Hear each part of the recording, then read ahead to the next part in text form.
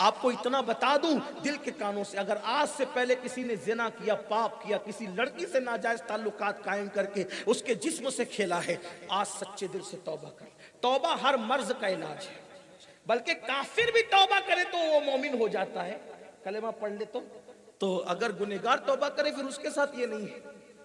عذاب بہت بڑا ہے اور اتنا بڑا درد بھی ہے۔ جب پاپ کرنا جوانی میں اچھا لگتا ہے، جب بڈھے ہو کر کے پتہ چلتا ہے نا پوتی کے ساتھ ایسا ہوا، بیٹی کے ساتھ ایسا ہوا، نواسی کے ساتھ، تو آدمی کا دل چاہتا ہے کہ میں زندہ کیوں ہوں۔ تو یہ دکھ کب ملتے ہیں؟ قدرت انسان کو گناہ کی سزا اس وقت دیتی ہے جب انسان گناہ کر کے بھول جاتا ہے۔ اس لیے کسی کو پاپ کی نظر سے مت دیکھو۔ اس سلسلے میں ایک روایت سن لیں، حکایت سن لیں۔ ایک لڑکی تھی، اس کی 2 بہنیں اور تھی، یعنی وہ 3 بہنیں تھی کل، اور اس کے باپ کو ایک ایسا مرض ہو گیا تھا جو کما دھما نہیں سکتا تھا، بستر پہ پڑ گیا تھا۔ ماں بھی ایسی مریض تھی کہ وہ بھی بستر پہ پڑی تھی، اور کوئی بیٹا نہیں تھا اس شخص کو۔ وہ لڑکی اتنی حساس طبیعت کی تھی کہ ماں باپ کا علاج کرنا چاہتی تھی لیکن علاج کر نہیں پا رہی تھی، کیونکہ وہ اتنا کما نہیں پاتی تھی کہ علاج کر سکے۔ دوائیاں مہنگی ہوتی ہیں نا، آج کل کوئی بیمار پڑ جائے تو آدمی پریشان سا ہو جاتا ہے۔ تو لڑکی نے سوچا کہ میں محنت کرتی ہوں، میری بہنیں محنت کرتی ہے، لیکن گھر بھی نہیں چلتا، باپ کی دوا بھی نہیں آتی، کوئی ہماری مدد بھی نہیں کرتا، کیا کریں گے اس میں؟ تو اس نے سوچا کہ ایک آسان کاروبار ہے کہ چلو مارکیٹ میں جہاں عورتیں اپنا جسم بیچتی ہے، میں بھی اپنا جسم بیچنا شروع کروں، کم سے کم ہماری غربت تو دور ہوگی جب کوئی مدد نہیں کرتا تھا۔ آگے کی بات کرنے سے پہلے وہ لڑکیاں 3 بہنیں تھیں، بڑی بہن حساس تھی، سوچا ماں باپ کا علاج کرنا ہے، چلو جسم بیچتے ہیں۔ اس نے کیا کیا، چپکے سے کچھ نہیں بتایا، شام کے وقت منہ دھویا، پھٹا پرانا برقع پہنا، میک اپ کا کوئی سامان تو اس کے پاس تھا نہیں، لیکن وہ تھی اتنی خوبصورت کہ پورے شہر میں اتنی حسین و جمیل کسی کی بیٹی نہیں تھی۔ اس نے سوچا حسن کا سودا کروں گی، کون مال نہیں لگائے گا میرے پیچھے، اور وہ پرانا سا برقع اوڑھ کر کے بازار میں گئی، بازار میں جا کر کے برقع اتار دیا، اور شام کو جہاں لڑکیاں اپنا جسم بیچنے بیٹھتی تھی وہیں پر وہ بھی بیٹھ گئی۔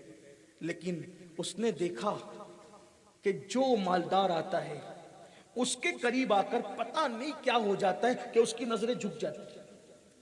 جو آیا، جو مرد آیا، نظریں جھک گئی، آگے گیا، کسی کو اٹھا لے گیا، کسی کو اٹھا لے گیا۔ یہ سوچنے لگی یہ ان میں کوئی بھی مجھ سے زیادہ خوبصورت نہیں ہے، کیا میں لوگوں کو دکھ نہیں رہی ہوں؟ پھر اس نے اپنا مزید چہرہ کھولا کہ اب کوئی دیکھے گا۔ اس طریقے سے آدھی رات گزر گئی اور پوری مارکیٹ لڑکیوں سے خالی ہو گئی، یہ اکیلی بچی، اور اس کے پاس آنا تو دور کی بات، اس پر کسی کی نظر تک نہیں اٹھی۔ خوب پھوٹ پھوٹ کے روئی، اپنی غلطی پر نادم بھی ہوئی، اور گھر کی طرف پلٹی۔ گھر میں تو کوہرام مچا تھا، شریف کی بیٹی شام سے لے کر آدھی رات تک گھر سے غائب ہے، پتہ آتا کچھ نہیں، ماں باپ رو رہے ہیں، بہنیں رو رہی، کہاں چلی گئی یہ، کہاں چلی گئی؟ جب آدھی رات کے بعد دروازے پہ دستک ہوئی تو باپ نے دل پکڑا، ماں نے دل پکڑا، ہوگا کیا؟ دروازہ کھولا گیا تو بیٹی آئی۔ آنے کے بعد باپ نے رندیائی ہوئی آواز میں پوچھا کہاں گئی تھی کم بخت، بتائے بغیر؟ ماں اور باپ کے قدم پکڑ کر اس لڑکی نے کہا پہلے معاف کر دو پھر بتاؤں۔ کہا معاف کیا لیکن بتا کہاں گئی تھی؟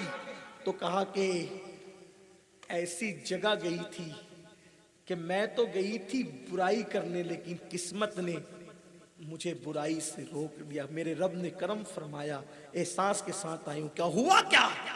کہا کہ میں نے سوچا آپ کی دوا کے لیے، ماں کی دوا کے لیے، گھر کے خرچے کے لیے کوئی مدد نہیں کرتا، آج میں اپنا جسم بیچ کر کے پیسے کماؤں گی اور اپنے ماں باپ کی غربت کو دور کروں گی، ماں باپ کو موت سے بچاؤں گی، ان کی زندگی کے لیے، ان کی صحت کے لیے علاج کروں گی۔